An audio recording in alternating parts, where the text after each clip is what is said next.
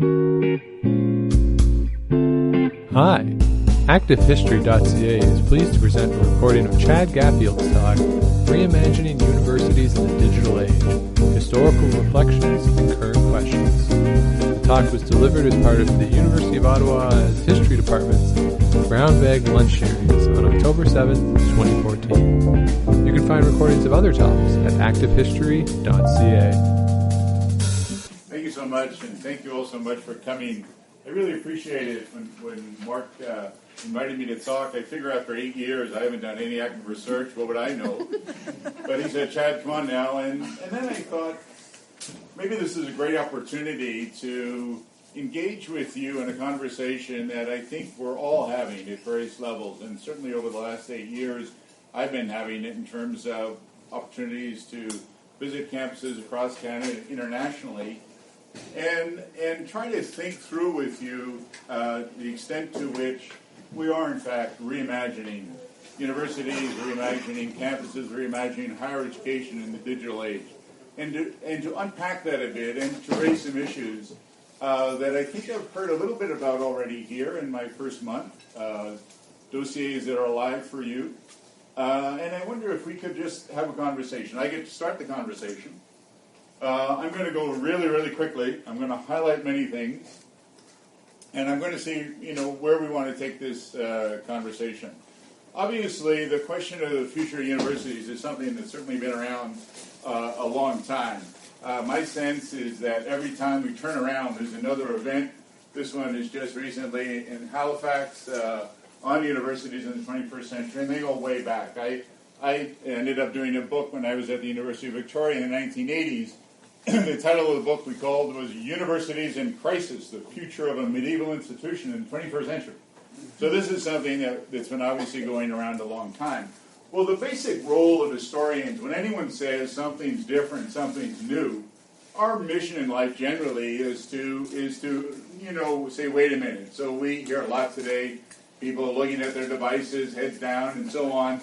And we say, look, as historians, our mission in life is to say, wait a minute now, there's some continuity here. Or if we don't say that, we say, look, this is really a new version of something we know. So our mission in life is to not embrace something really changed. Whatever it is, their origins, back, continuity, that's our mission in life. But there's no doubt on the other side of things that we could say, okay, well, what's going on today is a lot of continuity. The story of the 19th century was the story of mass schooling. The story of the 20th century was the story of high schools, secondary schools in many, many countries around the world. And we could say what's going on now, the 21st century, is going to be a version of that. There's a lot of continuity on that score. There's more of it.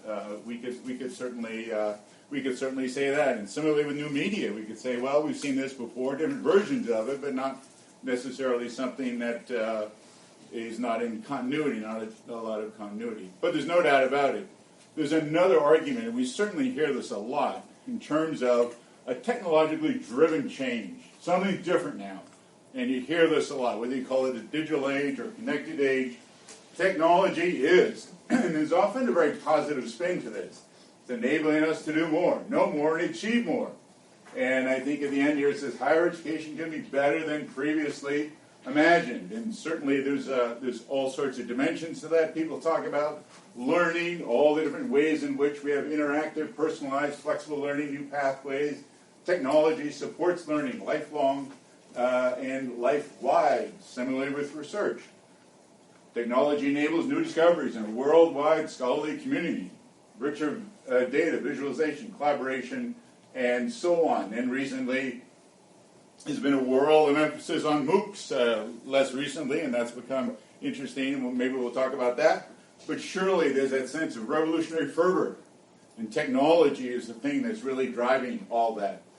On the other hand, of course, there's the skeptics, and there's lots of research now that emphasizes what they call neuroplasticity, how all those digital images and engaging is really changing our brains in ways that are not always seen as good, particularly in children who are constantly. So there's a lot of research on that side. A lot of concern about the surveillance society and what that means in terms of security. In Canada, there are big research projects focused on this, and there's a good tradition So there's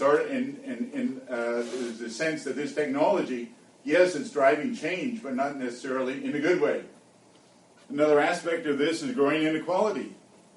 Sense that there's a bifurcation in the world happening now between one group that's getting and benefiting from all this in dramatic ways and others that are being controlled or at least losing out in this.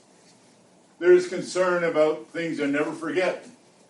I'm sure all parents tell their children, don't put it on, they'll never die. But on the other hand, we know that there's even maybe a greater risk. This is the early machines brought in to undertake the 1961 Canadian census, the first time it was done in a machine-readable way, computerized way, on mag tapes.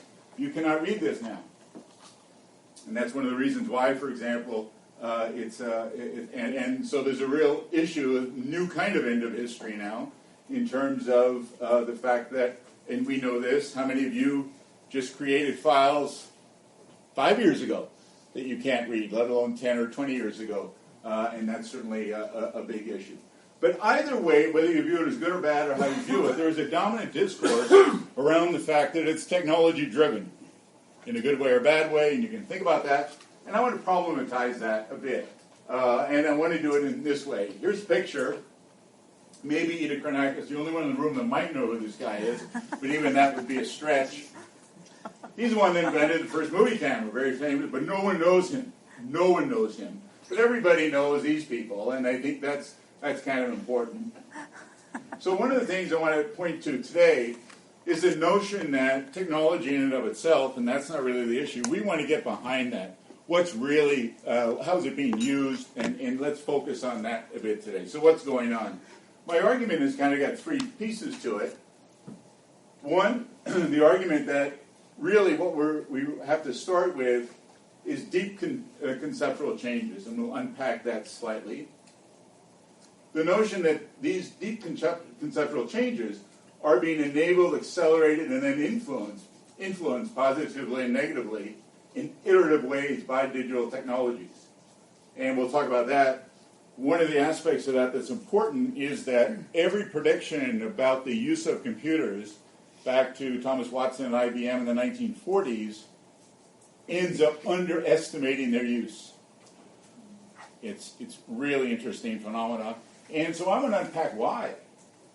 What is it about these technologies that have ended up being so important? And I want to link it to these deep conceptual changes. And I think in this context, then, that's why I think we are reimagining higher education. But I would say it's similar to and linked to and can be understood in the same way with debates about other sectors. And we can maybe talk about that. And I think if you look, my reading, again, of the research is that we are, in fact, living in a paradigm-shifting era. In a Kuhnian sense, big thing for an historian to say, because, again, we tend to not want to emphasize that part of things. I'm going to emphasize three deep conceptual changes. Complexity, new ways of thinking about complexity, new ways of thinking about diversity, and new ways of thinking about creativity. I think there are many. I just want to talk about these three as my three favorite. But maybe you have other ones, and maybe these ones are not as important. Complexity. I think one of the deep conceptual changes that we've gone from, and again, I'm thinking about this in a very stylized way, the conviction that complexity is only apparent. In other words, if we really look at anything, in fact, there's simple phenomena that really lay at the heart of that, to recognition of complexity as a common phenomenon. And that's where we get expressions like nonlinearity, small, large kind of links, emergent properties, on and on. And I think that we have really changed how we think about this, big implications that I'm going to talk about in a minute. What I find interesting is our Department of History at the University of Ottawa has played a big role in many of the changes I'm going to talk about. My favorite recent one is John Bonnet did a PhD here, and his book came out of that. And when he traced this new way of thinking in terms of complexity, he traces it in a significant part to Harold Innis, one of the great Canadian figures, new ways of thinking about change. And I think that's pretty cool. My second deep conceptual change is diversity. And I think we're certainly, as historians, familiar with this narrative of how diversity went from being a problem to be eliminated whether it's single languages or whether it's schools or no matter how you think about it, to diversity is the foundation of strength and resilience. And this goes across fields, again, economic diversity, genetic diversity, on and on, a very different way of thinking about diversity. My last one, and one that really fits us a lot, I think, is the notion of creativity. I think we've structured things a lot until fairly recently on the notion of creativity being the result of and something that follows mastery of a current frontier of knowledge. And I think now most studies show that, in fact, creativity, new things, do not simply come at a progression of mastery of the established frontier of knowledge. And, in fact, that can hurt one's ability to be creative. And also it goes away from the notion of just the small group in society doing all the creating and everybody else, the rest of us, just doing the implying. And now there's the interest in tapping the entire pool of talent. Well, this has been a hard thing. The notion that we would ask the audience about anything, it's been a hard sell. I think there are a few things that are coming together that are really accelerating this. I think it's always been there at some level. It's really accelerating it. There's an increasing number of people, educated people, open access to digital content, resources, and social media, and this is making crowdsourcing such an amazing phenomena. Citizen science, on and on. However you think about that. And there are lots of examples, and it decenters quite a bit the campus and that role that the campuses have played historically. So in terms of these deep conceptual changes, I'm going to argue that research is really fueling and being fueled by them in interesting ways, and we're part of that mix. And my example is schooling. I mentioned earlier that mass schooling gets across Western societies, in fact many parts of the world, becomes a norm during the course of the 19th century. What's interesting is that no one ever really posed the question about how children learn. And the models were used and so on were basically out of the military or manufacturing and so on, and it was a broadcast model. Well, I don't know about you, but I think all of us have either witnessed this as a prof or felt like doing it, and certainly as a student. I mean, some cases are probably worse than others. Hope nobody saw that. But the reality of the matter is we now know in terms of studying learning outcomes and so on that the broadcast model doesn't work well. And in fact, research shows that I'm already starting to press up against the limits of your ability to absorb. About 18 minutes is about the norm, about the limit, and then after that it starts to go in and out, and then the whole thing starts to go out. So I figure 90-minute lecture, you're really done by the end. But that's why I think there's a lot of effort now in terms of rethinking what we're doing. You've heard about flipped classrooms. I know that's a debate here on campus a lot. But the basic notion is that sitting there and passively hearing is a very, very difficult way, and we want to engage students in new ways, and what's that like? But again, it has to do with the fact that it's linked to my notions of complexity, diversity, and creativity, and how that all works. A metaphor for thinking about this changed way, I think, is I like the notion of T-shaped. And increasingly, we're thinking about whether it's policies, practices, different way, kind of mentalities, this notion of T-shaped. That to say that we've got to have a specificity, there has to be, whether it's called a functional area, discipline, special, something going deep, but it's got to be connected. It's got to be horizontally connected. And that ability to work outside of core area is really, really important. And a lot of research is showing that in many cases. So we pick this up in many ways, talk about T-shaped knowledge, skills, and renewable competencies. That renewable competencies is an expression you hear a bit about. The notion of combining the strengths of specialization with what I like to call contextualization, that horizontal piece. And then and that will help us learn to participate across a lot of were those boundaries, whether it's on campus, whether it's across society, whether it's globally. And how can we foster that kind of mentality, those kind of competencies, those kind of skills. Now this has a history. I think a lot of the innovations that we've seen in academic programs over the while, I would say a lot of them are focused on what we might think about as T-shaped innovations, linked to that, and there are many others, and you can think about them. So let's pull this together. this reimagining campuses. Well, in education, I think we're gone from the push of teaching to the pull of learning, and learning content and competencies at the same time. And really seeing that, not imbibing information, but rather developing competencies. And the learning T, I think, is part of that.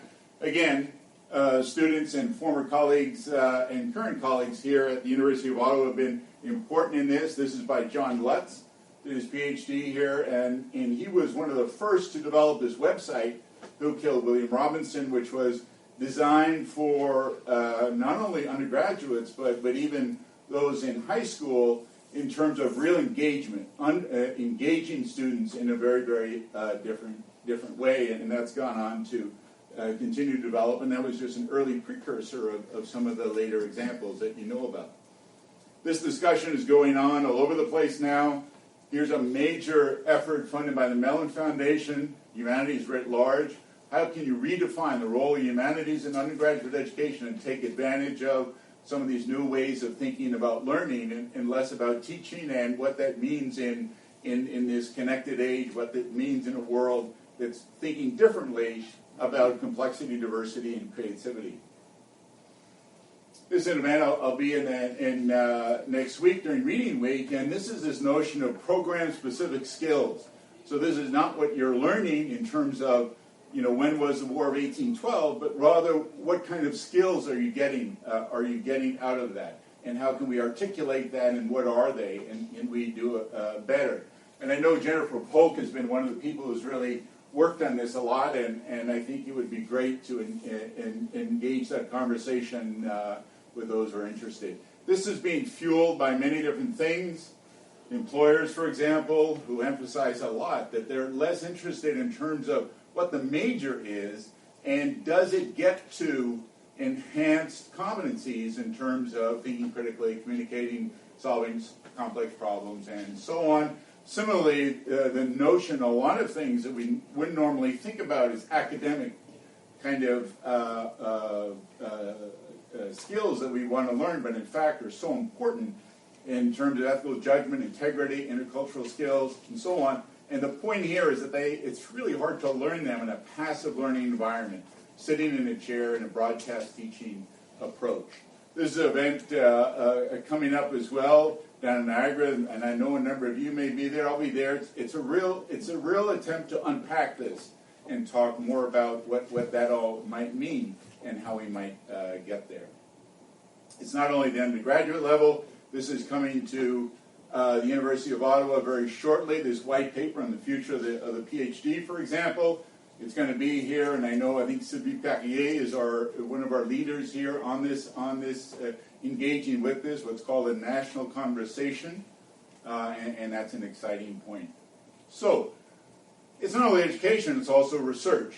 I would argue that we've similarly moved from increasing specialization, like the curriculum pyramid, in other words, going from first-year courses, very, very broad, and then as you move up, increasing through the PhD, getting increasingly specialized, to thinking instead about a way in which we combine that specialization with this contextualization. And what does that mean? Well, this is one thing I'll use for my shirk days that's, I think, kind of fun. Just for a minute, this was a survey that was done. Many of you responded. It's very robust, so I think we can take it as representative. This is across social science humanities faculty members in Canada. Over almost 7,000 responded. So let's get the percentages quickly in your head. On the left here is going to be exclusively disciplinary, and on the far right is going to be extremely interdisciplinary, and two in the middle. So think about what your percentages look like, and just for fun we'll break it out, social sciences, humanities, and just for fun we'll add in history. Now again, this is not a test, but in your mind, if anyone arrives at these results, I think I'd be really interested, because I sure didn't. It has become not cool, and this is an anonymous survey, not cool to call yourself exclusively disciplinary. Even an anonymous survey, not cool. The other thing that I find really interesting is there's a lot of similarity, and we broke this down a lot of different ways. So clearly there's something going on here.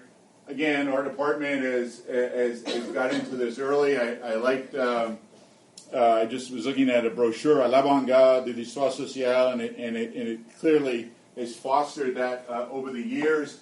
Jeff Kesh and Sylvie Paquet put together a volume a few years ago, Sources, Methods, and Interdisciplinarity. And of course, next spring here, Pierre Anctil, who's here, is Pierre. He's our leader for the CHA's program, is rethinking interdisciplinarity in history. And this paragraph is really interesting. I thought it does a great job of problematizing and dealing with a lot of the really important aspects of this that conference goers might want to engage next spring. The last piece of this puzzle is links between campus and the larger community. And this has a long history, but it's mostly been on the side historically, starting in the 1970s and 80s, in terms of tech transfer. And there was lots of emphasis on and sort of distance from that larger society. And now it's much more mixed.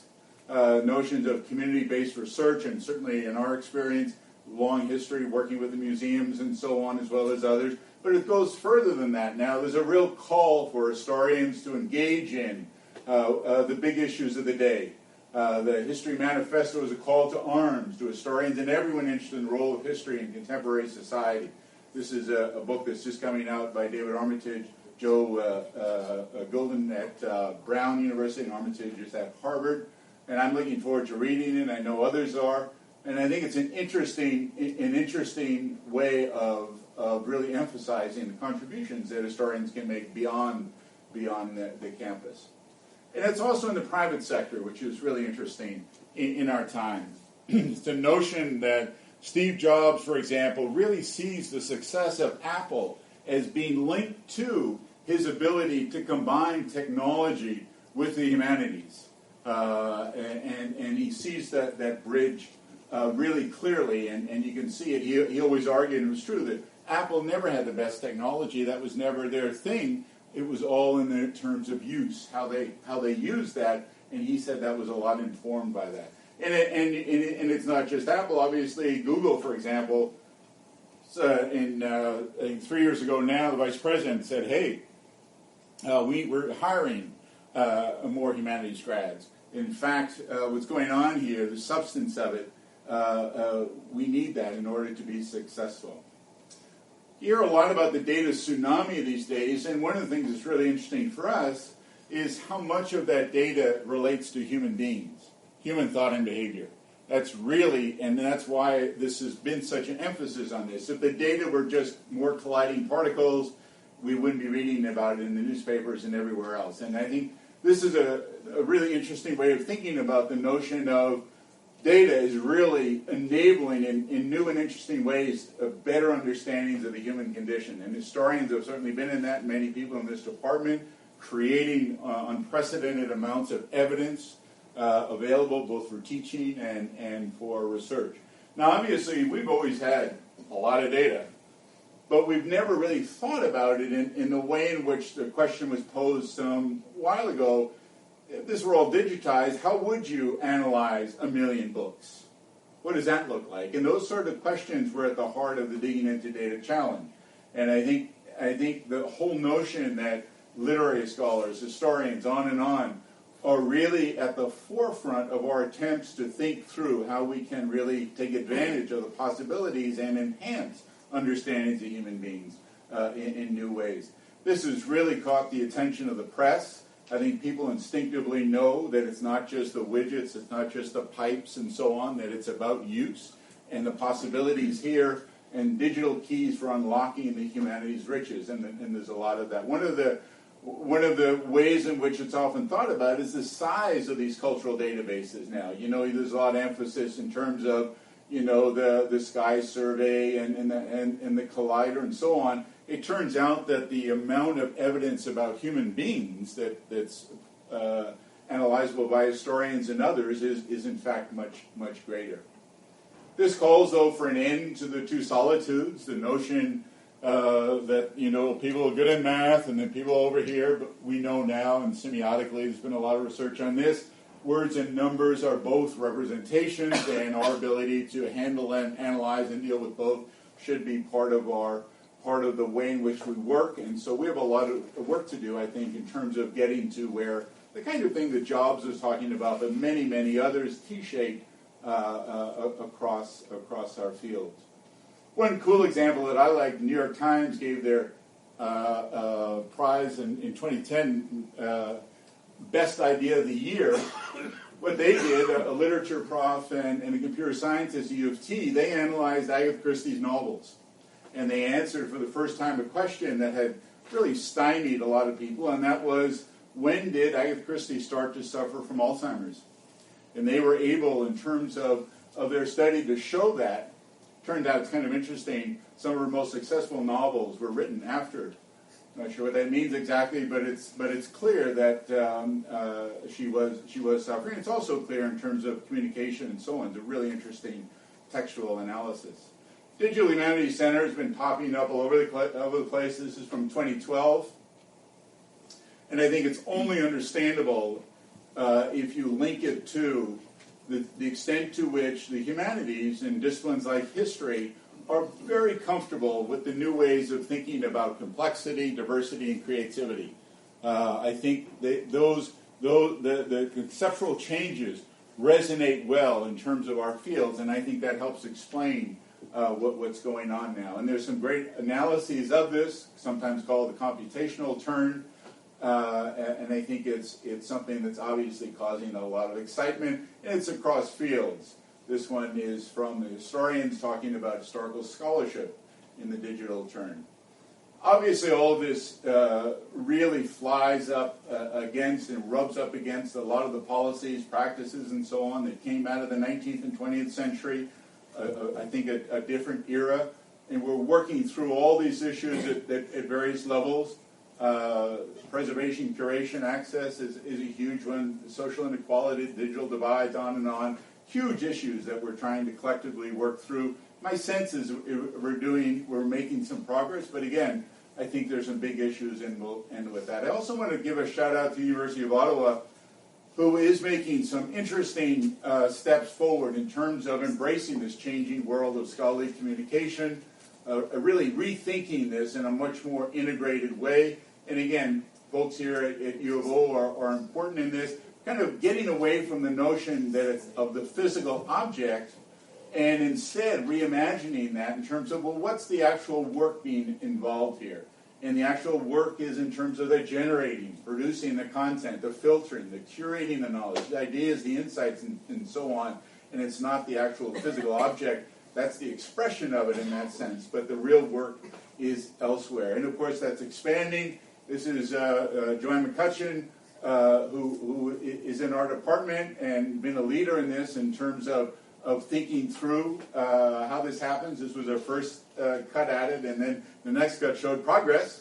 And I encourage you to read Joe's articles about this. I also noticed that Lauren Daniel is in the mix now and has got her blog up. I like this. A history student seeking to bring history and the humanities into the digital age. And then another very wise thing, she also has an affinity for cats. And if you ever want to get your webpage read a lot, just mention cats. So smart move. But it's really interesting, and it'd be fun to see where that goes. There are also different kinds of metrics on this. Alt metrics is a really interesting field, and our library is embracing that a bit to see where all that goes.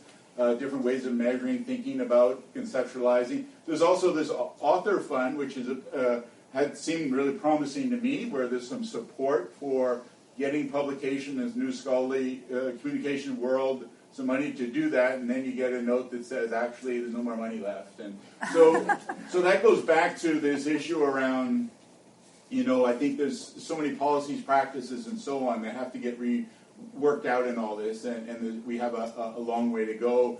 And next, actually Thursday, I'll be quickly, there's an event in Washington, D.C., thinking through, and the Association of Research Libraries in the U.S. is thinking about the Scully monograph, and what's that look like in the digital age, and there's some really interesting and exciting ideas associated with that. I want to close to say that there's a great article by one of the pioneers among historians at Ayers, Some of you may have seen Valley of the Shadow and used that in class and so on. And he's published an article that basically says, wait a minute now.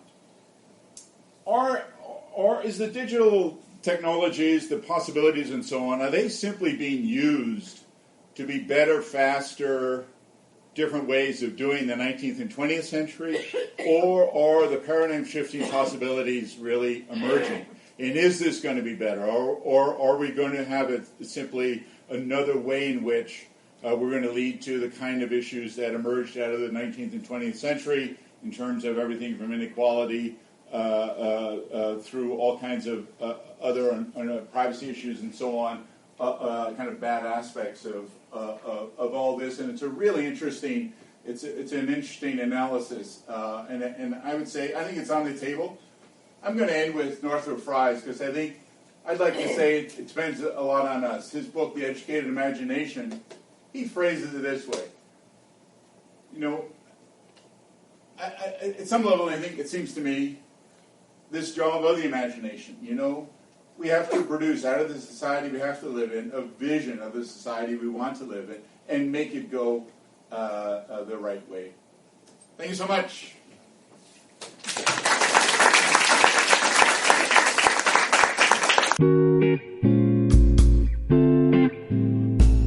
You've been listening to a recording of Chad Gaffield's talk, Reimagining Universities in the Digital Age, Historical Reflections and Current Questions. The talk was delivered as part of the University of Ottawa History Department's Brown Bag Lunch Series on October 7th, 2014. You can find recordings of other talks at Activehistory.ca.